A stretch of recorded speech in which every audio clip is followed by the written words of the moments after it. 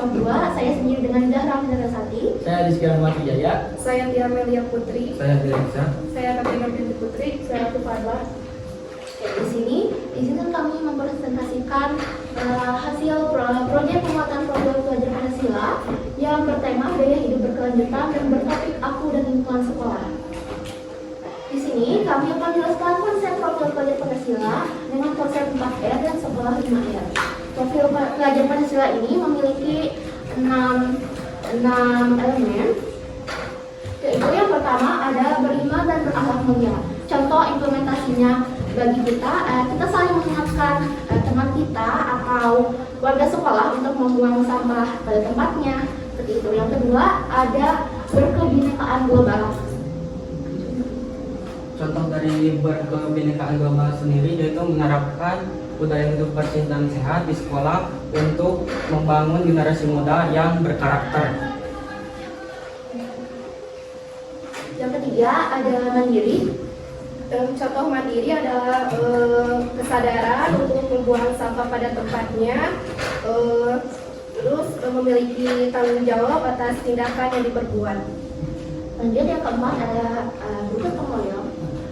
Mendorong semua siswa menjadi satu komunitas yang bertujuan untuk membersihkan sampah yang ada di lingkungan sekolah. Yang kelima ada bernalar kritis. Mendorong para siswa supaya lebih sadar lagi untuk membuang sampah sesuai kategorinya. Yang terakhir atau yang keenam ada kreatif. Mendorong siswa untuk memberikan ide berhubungan dengan satu organik, ya, untuk menghasilkan sesuatu yang lebih berguna. Nah, profil pelajar Pancasila melalui konsep 4R ini, yaitu yang akan dijelaskan oleh rekan saya. Yang pertama ada reduce, mengurangi penumpukan sampah seperti membawa kotak makan supaya menghindari penumpukan sampah plastik. Yang kedua ada reuse, seperti menggunakan kembali barang yang masih layak seperti kertas, jadikan bungkus barang mungkin, terus angkut juga. Terus yang ketiga ada recycle, mengolah kembali sampah seperti sampah organik menjadi pupuk kompos. Yang terakhir ada refresh, menggantikan barang seperti botol plastik diganti oleh tumbler gitu. Nah, melalui konsep 4R ini kita akan menciptakan atau mencapai sekolah yang 5R, yaitu Sekolah 5R yaitu ringkas, rapi, bersih, rawat, dan rajin. Ringkas yaitu membedakan antara barang bekas dan tidak dengan cara menyingkirkan barang-barang yang sudah tidak dipakai. Untuk rapi yaitu menyimpan barang, dan bersih yaitu menjaga lingkungan sekolah dan belajar dengan keadaan bersih. Untuk rawat yaitu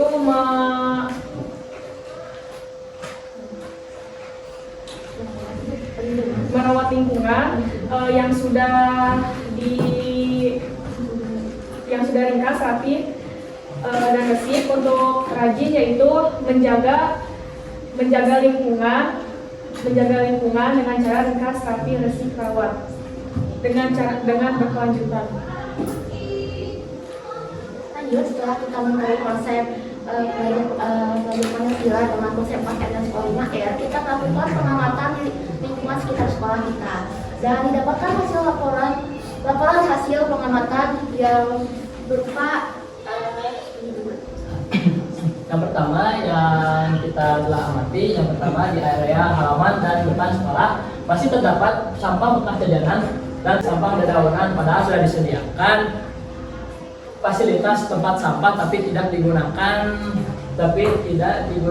sesuai dengan kegunaannya. Yang kedua ada area sekitar luar kelas. Terdapat struktur sekolah yang agak mulai rapuh dan tumpukan sampah yang belum dibakar sehingga menimbulkan penyakit seiring berjalannya waktu. Ketiga, area kantin. Banyak sekali sampah dekat area kantin yang menimbulkan dampak buruk terutama bagi kebersihan dan kesehatan bagi warga sekolah. Dari laporan hasil pengamatan kami tentang lingkungan di sekitar sekolah, kami juga memberikan atau memiliki beberapa solusi sebagai berikut. Yang pertama, membawa botol minum dan kotak makan sendiri saat jajan agar mengurangi penggunaan plastik yang berpotensi menjadi sampah. Yang kedua, melakukan kegiatan jumsi atau jumat bersih. Yang ketiga, menjaga fasilitas sekolah seperti tempat sampah agar bisa dimanfaatkan sesuai kegunaannya. Yang keempat, membiasakan membuang sampah sesuai dengan jenis atau karakteristiknya seperti sampah organik, anorganik, dan sampah berbahaya. Dan yang terakhir, mengolah sampah menjadi hal yang berguna. Contohnya sampah organik bisa menjadi pupuk kompos dan sampah anorganik bisa dijadikan kerajinan.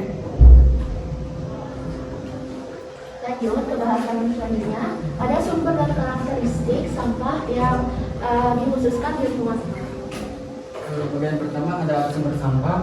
Sampah di lingkungan sekolah ini dibedakan berdasarkan sumbernya. Di antaranya ada yang berasal dari alam, contohnya yaitu daun yang berguguran. Terus yang berasal dan dihasilkan oleh manusia, contohnya sampah sisa makanan, terus logam, kaca. Yang ketiga ada yang berasal dan dihasilkan oleh hewan, salah satu contohnya yaitu kotoran hewan. Seperti yang sudah saya jelaskan berdasarkan sumbernya, sampah juga dibedakan menurut karakteristiknya. Yang pertama ada sampah organik atau sampah yang mudah terurai dan berasal dari makhluk hidup. Sampah organik ini juga dibedakan menjadi dua, ada sampah organik kering dan sampah organik basah. Sampah organik kering ini salah satu contohnya itu daun-daun yang kering. Sampah organik basah contohnya itu sisa sayur, kulit pisang, dan kulit bawang. Terus ada sampah anorganik, yaitu sampah yang sulit terurai dan umumnya tidak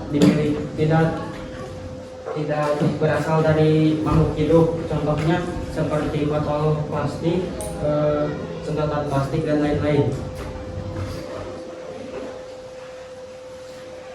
Setelah kita mengetahui sumber karakteristik sampah, kita lanjut ke alur pengolahan sampah. Di sini sampah di lingkungan sekolah kita pilah terlebih dahulu sesuai kategori atau karakteristiknya. Yang pertama dipilah menjadi sampah organik. Sampah organik ini bisa kita jadikan pupuk kompos dan kita bisa manfaatkan untuk penghijauan di sekolah. Lalu dipilah juga menjadi sampah anorganik.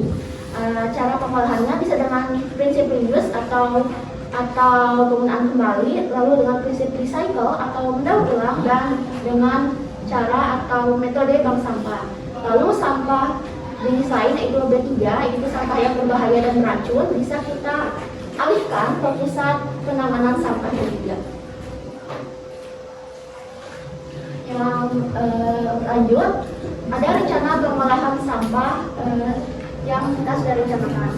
Alat dan bahan yang diperlukan adalah sampah organik, tanah, air, aktivator starter kompos atau F4, wadah pengomposan, sarung tangan, pengaduk, dan sendok semen.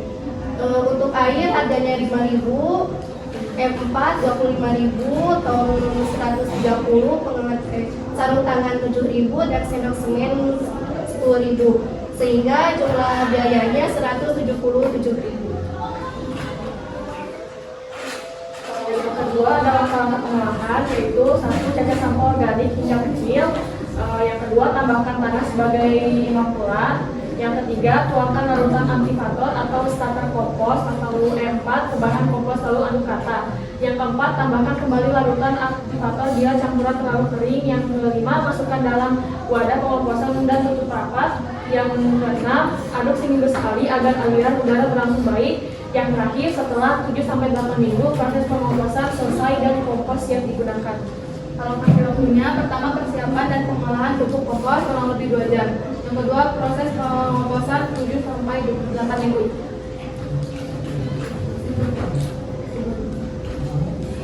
Jadi kesimpulannya adalah tidak semua sampah bisa berdampak buruk bagi lingkungan. Tapi namun juga sampah bisa diolah menjadi hal yang lebih bermanfaat dan bisa menjadi nilai jual. Contohnya seperti pupuk kompos yang berasal dari sampah organik dan kerajinan dari sampah anorganik.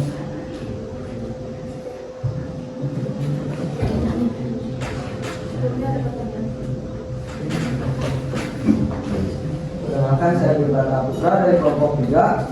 Izin bertanya, faktor apa saja yang menyebabkan proses pengkomposan tidak menghasilkan kompos yang baik?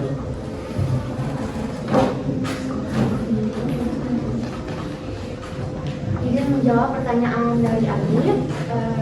Ada beberapa faktor yang menyebabkan kompos ini atau proses pengkomposan tidak berjalan dengan baik.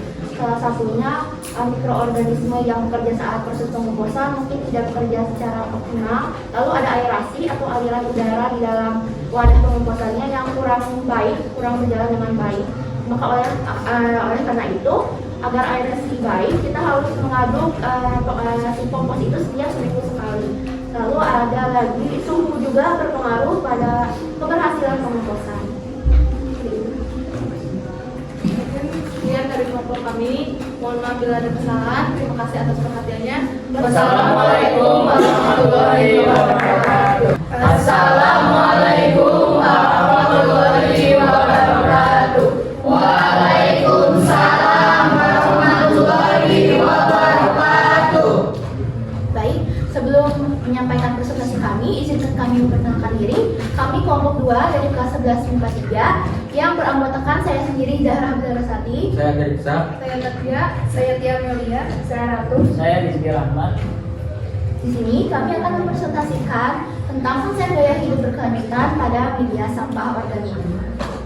Nah, sebelumnya kita tentunya harus tahu lebih dahulu ya, gaya hidup berkelanjutan itu apa.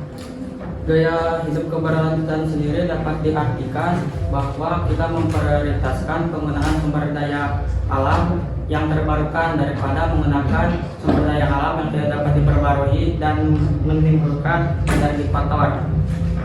Nah, selanjutnya sesuai dengan judul kita, gaya hidup berkelanjutan ini berhubungan dengan media sampah organik. Hubungannya itu sebagai berikut. Media sampah organik berhubungan juga dengan gaya hidup berkelanjutan, seperti pembuatan pupuk kompos. Itu juga sudah menjadi memprioritaskan atau pemanfaatan dari sumber energi terbarukan daripada yang sumber energi sulit terbarukan.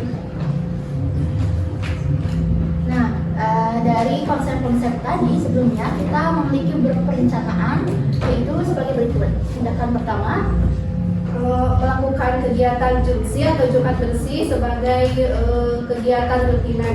Selama ini sekolah melakukan jumsi hanya untuk kegiatan tertentu saja, namun kali ini kegiatan jumsi dilakukan secara rutin. Tujuannya untuk mengumpulkan sampah-sampah organik seperti daun kering dan rumput untuk diolah menjadi pupuk kompos. setelah melakukan tindakan pertama, kita lanjut ke tindakan kedua. Tindakan kedua yaitu mengolah sampah organik menjadi kompos secara berkelanjutan. Jadi kita akan membuat pupuk kompos tidak hanya satu saja, tetapi akan berkelanjutan. Lanjut ke tindakan ketiga. Tindakan ketiga, menjadikan pupuk kompos sebagai produk yang bisa bernilai 2.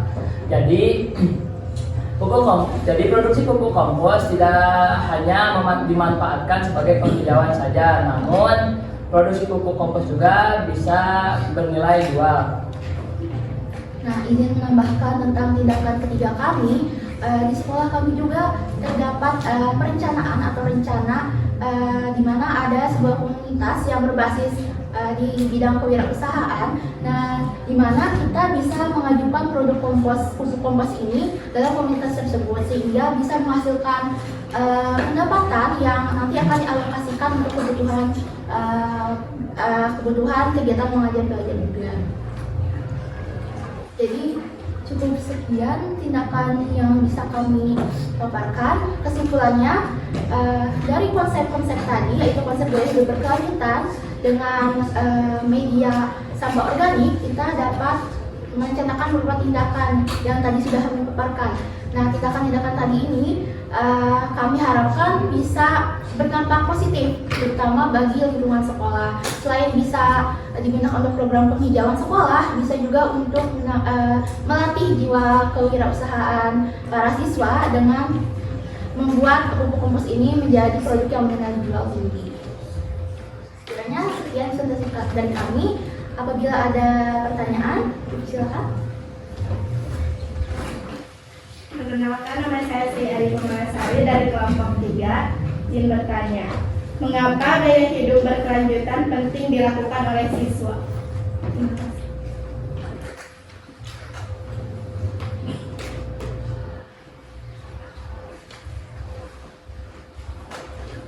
Terima kasih atas pertanyaannya. Izinkan kami menjawab pertanyaan tersebut. Mengapa gaya hidup berkelanjutan sangat penting dilakukan untuk bagi siswa? Pada dasarnya, apapun yang kita lakukan sekarang ini pasti berdampak bagi kehidupan selanjutnya atau bagi generasi kita ke depannya. Maka oleh karena itu, generasi kita sekarang ini, terutama kita sebagai siswa, harus memanfaatkan atau bahkan membuat sumber energi terbarukan dibanding hanya memanfaatkan energi terdahulu yang sulit berbaharui. Oleh karena itu sangat-sangat penting bagi kita sebagai siswa karena kita ini akan menentukan generasi selanjutnya. Seperti itu. Kiranya cukup sekian presentasi dari kami. Mohon maaf apabila ada kesalahan. Terima kasih atas perhatiannya. Wassalamualaikum